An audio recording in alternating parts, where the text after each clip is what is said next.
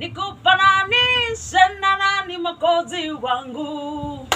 Nafahamu Yesu anipenda mimi, Yesu anipenda, Bwana Yesu nakupenda, kama vile ulivyonipenda mwanzo ninakupenda, kisha tena mkato wa uhai wako mimi nakupenda, kama vile ulivyonipenda mwanzo mimi nakupenda, kisha tena mkato wa uhai wako nakupenda, Yesu, Yesu.